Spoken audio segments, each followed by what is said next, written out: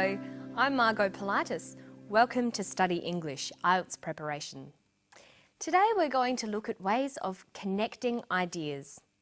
There are many ways of doing this using conjunctions, words that join.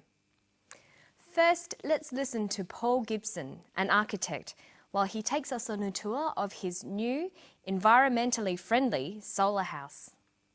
Well, we completed it about 2 years ago, and I guess one of the interesting things about it is that it's a fibro house, and most houses, I guess these days, are brick veneer, whereas this is fibre on the outside, timber on the outside, but there's bricks on the inside. Well, I guess the very high windows along the north side, going down to the lower ceiling height on the south, basically allows you to get a lot of sun in through these windows in winter, and the louvers which go out actually go to a point where the sun can be shaded completely in summer, but they can be opened to let the sun right back into the house through winter. This house actually has two north faces. There's the north face of all the living rooms, 3 actually, and then the master bedroom has a north face, and the other bedrooms also have a north face. So it's trying to maximise what we call the aperture of the house, which is how much sun you actually get in winter. Okay, now we've listened to Paul, let's look at the way he connected his ideas. Good communication, especially in an academic setting, is all about expressing and connecting both simple and complex ideas. There are many ways to do this. Simple sentences express a single, simple idea. The most simple sentence consists of just a subject and a verb. The door opens. The woman enters. The easiest way of connecting ideas is using coordination. That's taking 2 simple sentences and linking them with a conjunction or a joining word. The most common conjunctions are and but. Other common ones are yet, or, for, and so. We use the most simple conjunctions in place of a full stop. The door opens. The woman enters. The door opens and the woman enters. The door opens. The woman doesn't enter. The door opens, but the woman doesn't enter. Listen to an example here. Well, we completed it about 2 years ago, and I guess one of the interesting things about it is that it's a fibro house, and most houses, I guess these days, are brick veneer. It's a fibro house, and most houses are brick veneer. It is a fibro house. Most houses are brick veneer. These are 2 simple sentences. They can be linked together to form a longer sentence called a compound sentence. It is a fibro house and most houses are brick veneer. Compound sentences have 2 independent clauses, 2 clauses that can be separate sentences. Here's another one. Ceiling height on the south basically allows you to get a lot of sun in through these windows in winter, and the louvers which go out actually go to a point where the sun can be shaded completely in summer, but they can be opened to let the sun right back into the house through winter. He's talking about the louvers. He joins together 2 sentences. The louvers go to a point where the sun can be shaded completely in summer. They can be opened to let the sun back in through winter.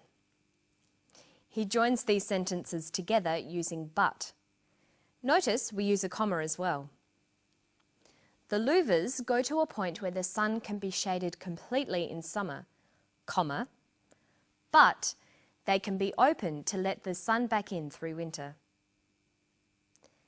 The conjunctions and but can also be used to join words and phrases in lists. We separate words with commas and then use a final and. The house is made of fibro. The house is made of fibro and timber. The house is made of fibro, timber and bricks.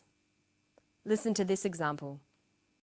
Most houses, I guess these days, are brick veneer, whereas this is fibre on the outside, timber on the outside, but there's bricks on the inside. He forms one compound sentence from simple sentences. The house is fibro on the outside. It is timber on the outside. It is bricks on the inside. Notice that and is used to list similar things, but is used to contrast different items in a list.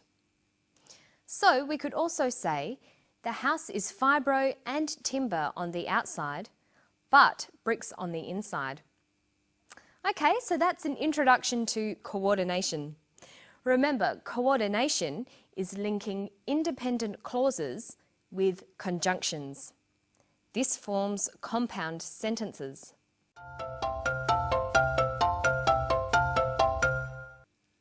Another way to join ideas is using subordination. Subordination is linking an independent clause with a dependent clause to make a complex sentence.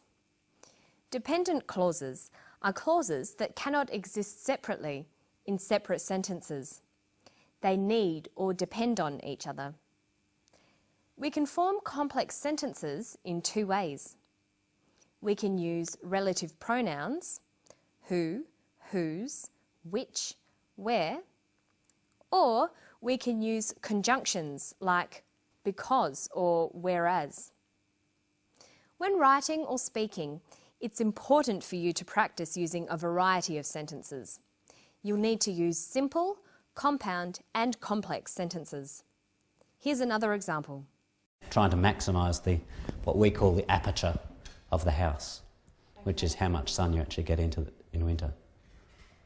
He uses an independent and a dependent clause here. Look at these two sentences. They are trying to maximise the aperture of the house. The aperture of the house is how much sun you get. He joins these two sentences together with a relative pronoun. They are trying to maximise the aperture of the house, comma, which is how much sun you get. Now let's practice that. Join these simple sentences to make compound sentences using coordination.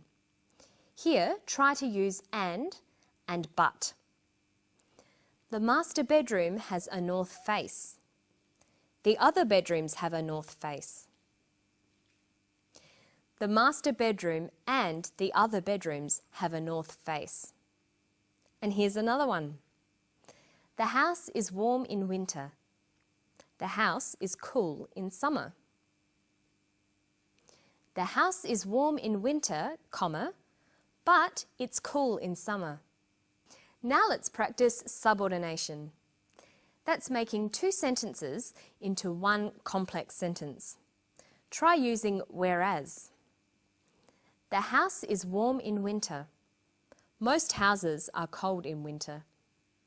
This can become, the house is warm in winter, comma, whereas most houses are cold in winter.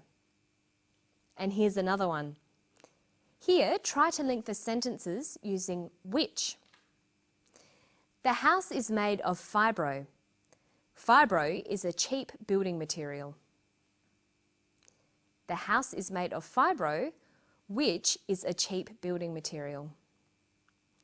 You'll need to practice forming simple, compound and complex sentences. There are many ways to do it and many different ways of punctuating. This is very important for your written work. And that's all for today. I'll see you next time on Study English. Bye-bye.